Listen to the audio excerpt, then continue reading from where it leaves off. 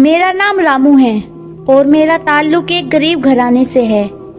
کچھ عرصے پہلے میں ایک زمیندار کی زمینوں پر کام کرتا تھا۔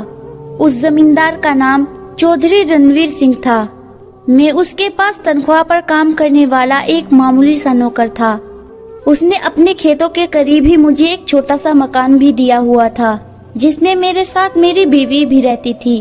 میری بیوی ان پڑھ تھی لیکن بہت خوبصورت تھی۔ ایک رات میں کھیتوں میں پانی دینے گیا۔ میری بیوی گھر پر اکیلی تھی۔ جب میں کھیتوں میں پہنچا تو مجھے یاد آیا کہ ٹارچ تو میں گھر ہی بھول آیا ہوں۔ ٹارچ کے بنا رات کے وقت کام کرنا آسان نہیں تھا، اسی لیے میں واپس گھر آ گیا اور میں نے اپنے گھر سے چودھری کو نکلتے دیکھا تو میرا ماتھا ٹھنک گیا۔ میری غیر موجودگی میں وہ میرے گھر پر کیا کرنے آیا ہے، اور وہ بھی رات کے وقت۔ جب میں گھر میں داخل ہوا تو میری بیوی مجھے دیکھ کر گھبرا سی گئی، لیکن میں نے اس کو محسوس نہیں ہونے دیا اور ٹارچ اٹھا کر واپس چلا گیا۔ میرے دل میں شک سا بیٹھ گیا تھا، چودھری تو کبھی میری موجودگی میں بھی میرے گھر نہیں آتا تھا، تو پھر میری غیر موجودگی میں کیوں آیا؟ میری بیوی کا حسن میری آنکھوں میں کھٹکنے لگا۔ اس دن کے بعد میں تھوڑا ساودھان ہو گیا اور اپنی بیوی پر نظر رکھنی شروع کر دی۔ کچھ دنوں کے بعد چودھری نے مجھے اپنے گھر بلایا اور کہنے لگا، رامو تم آج ہی منڈی چلے جاؤ، میں نے فصل کا سودا کیا ہے، اس کے پیسے لے کر کل دوپہر تک واپس آ جانا اور اپنے ساتھ ایک گاڑ بھی لے جاؤ۔ پیسوں کی رسید میں تمہیں دے دیتا ہوں۔ میں نے حکم سن کر سر جھکا لیا اور اسی شام میں اپنے ساتھ ایک گاڑ کو لے کر شہر کی منڈی میں روانہ ہو گیا۔ میرے دل میں بار بار وہ رات والا قصہ آ رہا تھا۔ مجھے لگ رہا تھا کہ چودھری نے مجھے راستے سے ہٹانے کے لیے منڈی بھیجا ہے، ورنہ اس طرح کے کام میں نے پہلے نہیں کیے تھے اور نہ ہی یہ میرا کام تھا، بلکہ اس کام کے لیے تو چودھری نے دوسرا بندہ رکھا ہوا تھا۔ 2 گھنٹے بعد ہم سبزی منڈی پہنچ گئے۔ تب تک اندھیرے نے اپنے فر پھیلا دیے تھے۔ ہم نے منڈی میں ایک مسافر خانے میں رات گزاری تھی۔ صبح 10 بجے بچی ہوئی رقم لے کر واپس ڈیرے پر بھی آنا تھا۔ جب ہم کھانا کھا کر فری ہوئے تو میں نے گارڈ سے کہا، یار تیری بھابھی گھر پر اکیلی ہے، رات کا وقت ہے، وہ پریشان ہو رہی ہوگی، اگر تو کہے تو میں واپس گھر چلا جاؤں۔ گارڈ نے میرے کاندھے پر ہاتھ مار کر کہا، رامو تو چلا جا، بھابھی کو اکیلا مت چھوڑو، ویسے بھی آج کل کچھ ٹھیک نہیں ہے، پھر صبح واپس آ جانا، پھر رقم گنتی کر کے ڈیرے پر لے جائیں گے۔ میں نے اس کا شکریہ ادا کیا اور گھوڑے کی رفتار سے واپس گھر روانہ ہو گیا۔ رات کے 11 بجے کا وقت تھا۔ خیر کچھ ہی دیر میں اپنے گھر کے قریب پہنچ گیا۔ اب اگلا کام یہ پتہ لگانا تھا کہ کیا واقعی میرا اپنی بیوی اور چودھری پر شک صحیح ہے یا غلط۔ مکان کے پیچھے جا کر میں خاموشی سے چھت پر چڑھ گیا اور آہستہ آہستہ کنارے کی طرف آیا، پھر اسی جگہ لیٹ کر صحن کی طرف دیکھتا رہا۔ تھوڑی دیر بعد مجھے دروازہ کھلنے کی آواز آئی۔ ایک شخص نے دھوتی پہن رکھی تھی۔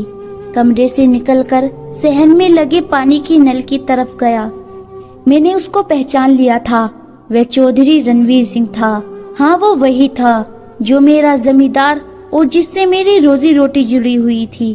تبھی میری بیوی بھی باہر آئی اور دونوں مل کر نہانے لگے اور ساتھ ہی ان کی شرمناک حرکتیں بھی جاری تھی۔ میرا شک بالکل صحیح نکلا۔ میری خوبصورت بیوی چودھری کے ساتھ میری ناک کے نیچے میری عزت کا کباڑا کر رہی تھی۔ میرا خون جوش مار رہا تھا، جی کر رہا تھا کہ ابھی نیچے اتر کر دونوں کو کاٹ کاٹ کر قیمہ بنا ڈالوں، لیکن میں نے جوش کے بجائے ہوش سے کام لینے کا سوچا اور خاموشی سے لیٹا رہا۔ دونوں نہا کر کمرے میں چلے گئے تو پھر میں چھت سے نیچے آیا اور پھر صحن میں اتر کر کچھ ڈھونڈنے لگا۔ جلد ہی مجھے وہ چیز مل گئی جو میں ڈھونڈ رہا تھا۔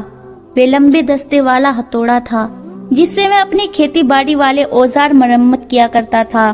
وہ ہتھوڑا میں ہاتھ میں پکڑ کر دروازے کے پیچھے چھپ کر کھڑا ہو گیا۔ اس وقت مجھے کافی دیر انتظار کرنا پڑا تھا۔ کمرے کے اندر سے سرگوشیوں کی آواز آ رہی تھی۔ میرا دل دھواں دھواں ہو رہا تھا۔ میں غریب ضرور تھا لیکن بے غیرت ہرگز نہیں تھا، اور آج میں اس کے کھیل کو ختم کرنے والا تھا۔ پھر اچانک دروازہ کھلا اور جو پہلے باہر نکلا وہ चौधरी ही था। मैंने हथौड़ा लहराया और उसके सर पर दे मारा। वे कोई आवाज निकाले बगैर ही मर गया। अंदर से मेरी बीवी की आवाज आ रही थी, जो चौधरी से कह रही थी, दोबारा कब मिलने आओगे? मैं इंतजार करूंगी तुम्हारा। मैंने कमरे में दाखिल होकर बुलंद आवाज में कहा, चौधरी को अब आने की जरूरत नहीं है, बल्कि तुमको उसके पास जाना पड़ेगा। मुझे इस तरह अचानक देखकर मेरी बीवी का मुंह हैरत से खुला का खुला रह गया। मैंने उसको बालों से पकड़ लिया और सख्त लहजे में उससे पूछा कि घटिया औरत, जब तुझे चौधरी के साथ ही मुंह काला करना था तो मुझसे तलाक भी तो ले सकती थी। वह घबराकर बड़बड़ाने लगी और माफी मांग मांग कर अपनी सफाई देने की कोशिश कर रही थी। हथौड़ा मेरे हाथ में था और उससे खून टपक रहा था। मैं उसको खींचकर कमरे से बाहर ले गया और घुमाकर उसको चौधरी की लाश के पास फेंका। वे बहुत डर गई और जान बख्शी की दरख्वास्त करने लगी, लेकिन मुझ पर खून सवार हो रहा था। मैंने उस बेवफा को आखिरी बार देखा और आंखें बंद करके हथौड़ा उठाया और उसके सर पर दे मारा और दरवाजा खोलकर तुरंत बाहर निकल गया, लेकिन हथौड़ा अभी तक मेरे हाथ में ही था। फिर मैं जल्दी से वापस मंडी की तरफ दौड़ा। रास्ते में बड़ी नहर थी, किसी को कोई सबूत न मिले, इसीलिए हथौड़ा नहर में फेंक दिया और फिर जल्दी से मंडी पहुंचा। गार्ड सो रहा था।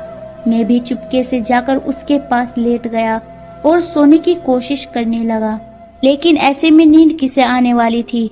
सुबह 9 बजे उठकर मैं बैठ गया। तब तक गार्ड भी जाग चुका था।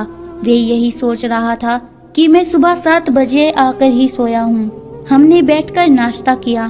तब तक गल्ला मंडी का वो दफ्तर भी खुल गया था। यहाँ से हमने रकम उठानी थी। रकम की रसीद मेरे पास ही थी। रसीद दिखाकर रकम वसूल की, जो 50 लाख के करीब बनती थी। फिर हम दोनों ने वापसी का सफर शुरू किया। रकम वाला थैला मेरे पास था। रास्ते में वही नहर आई जिसमें मैंने हथौड़ा फेंका था। जैसे ही हम नहर के पुल के पास पहुँचे तो मैंने गार्ड को हल्का सा धक्का दिया और वे नहर में जा गिरा। मैंने भागना शुरू किया। जब तक वे नहर से बाहर निकला होगा तब तक मैं बस अड्डे पर पहुंच चुका था। 50 लाख की रकम मेरे हाथ में थी।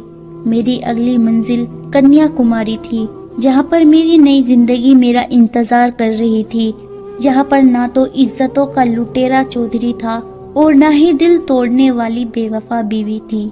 दोस्तों, मैं आपसे पूछना चाहता हूँ, मेरे बारे में आपका क्या कहना है? क्या मैंने ये सही किया, या मुझे उन दोनों को माफ कर देना चाहिए था, या फिर उनके लिए यही सजा ठीक थी? कमेंट बॉक्स में अपनी राय जरूर लिखें। वीडियो को लाइक कर दीजिए और इसी तरह की कहानियाँ लगातार देखने के लिए हमारे चैनल को सब्सक्राइब करके घंटी को दबाकर ऑल पर सेट कर लीजिए, ताकि आने वाली वीडियो का नोटिफिकेशन आपके पास तुरंत पहुँचे। मैं मिलती हूँ आपसे अगली वीडियो में। तब तक के लिए धन्यवाद।